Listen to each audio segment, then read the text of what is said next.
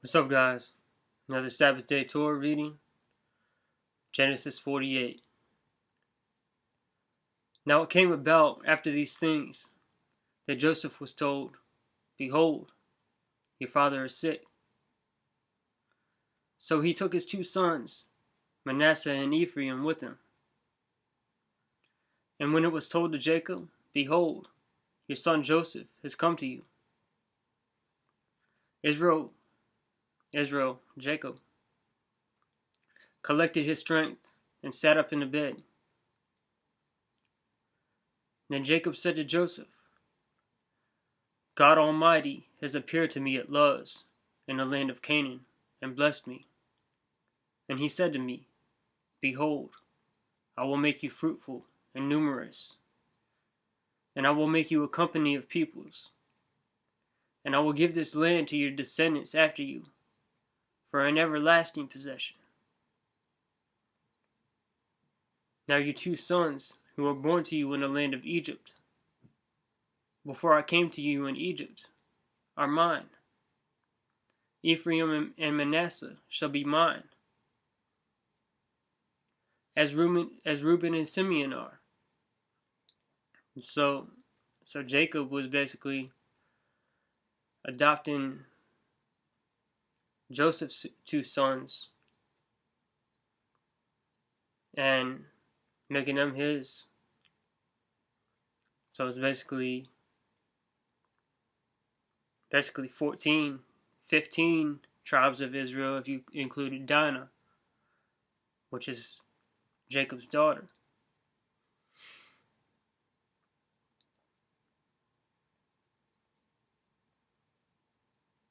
And something you guys should check out if you get a chance.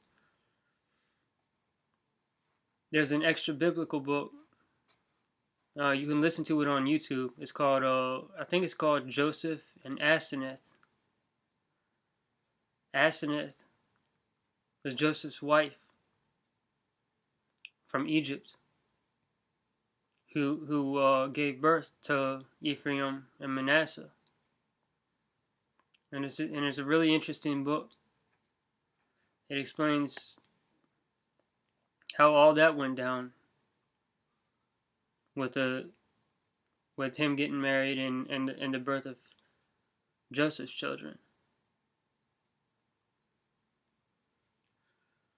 But your offspring that have been born after them shall be yours.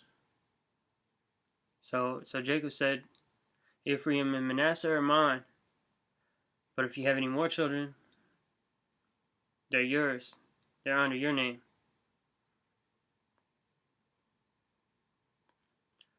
They shall be called by the names of their brothers in their inheritance. Now as for me, when I came from Paddan, Rachel died. And if you remember from earlier in the book of Genesis, Rachel died in childbirth when she was giving birth to Benjamin. Now as for me, when I came from Paddan Aram, in the land of Canaan, Rachel died, to my sorrow, in the land of Canaan on the journey, when there was still some distance to go to Ephrath. And I buried her there on the way to Ephrath, that is, Bethlehem. Interesting. When Israel saw Joseph's sons, he said, Who are these? Joseph said to his father, These are my sons, whom God has given me here.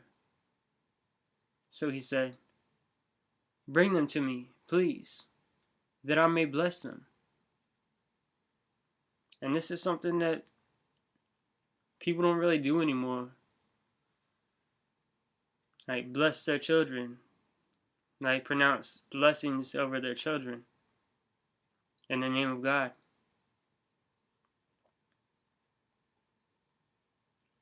Now the eyes of Israel were so dim from age that he could not see. Then Joseph brought them close to him, and he kissed and embraced them. Israel said to Joseph, I never expected to see your face, and behold, God has let me see your children as well. Then Joseph took them from his knees and bowed with his face to the ground. Joseph took them both, Ephraim with his right hand toward Israel's left, and Manasseh with his left hand toward Israel's right, and brought them close to him. But Israel, Jacob, stretched out his right hand and laid it upon the head of Ephraim, who was the younger, and his left hand on Manasseh's head, crossing his hands, although Manasseh was his firstborn. He blessed Joseph and said, The God before whom my fathers Abraham and Isaac walked, the God who has been my shepherd all my life to this day, the angel who has redeemed me from all evil, bless the lads, and may my name live on in them, in the names of my fathers Abraham and Isaac, and may they grow into a multitude in the midst of the earth. When Joseph saw that his father laid his right hand on Ephraim's head, it displeased him, and he grasped his father's hand to remove it from Ephraim's head to Manasseh's head. Joseph said to his father, Not so, my father, for this one is the firstborn, Manasseh. But his father refused and said, I know, my son, I know. He also will become a people, and he also will be great. However, his younger brother shall be greater than he, and his descendants shall be a multitude of nations.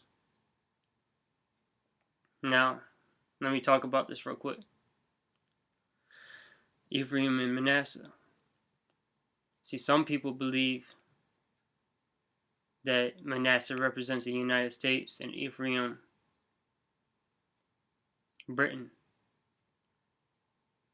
But my understanding, I don't know where that understanding comes from, but my understanding is the opposite. See,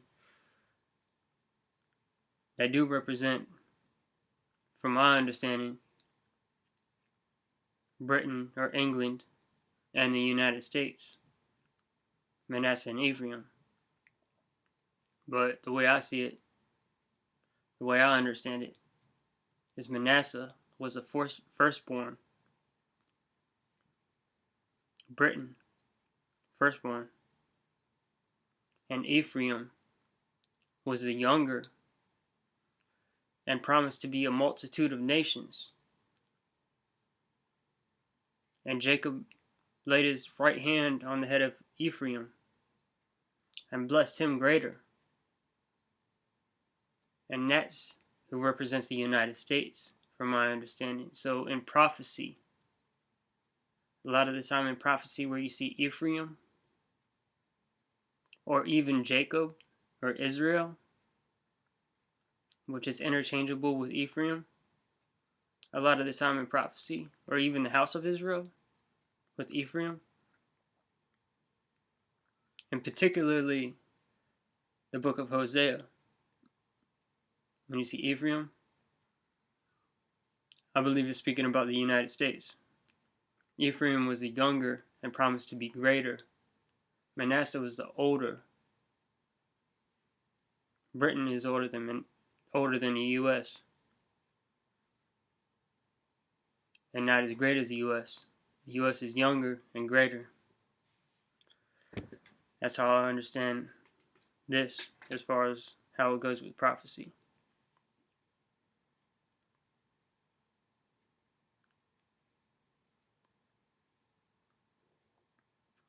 He blessed them on that day, saying, "By you Israel will pronounce blessing, saying, May God make you like Ephraim and Manasseh."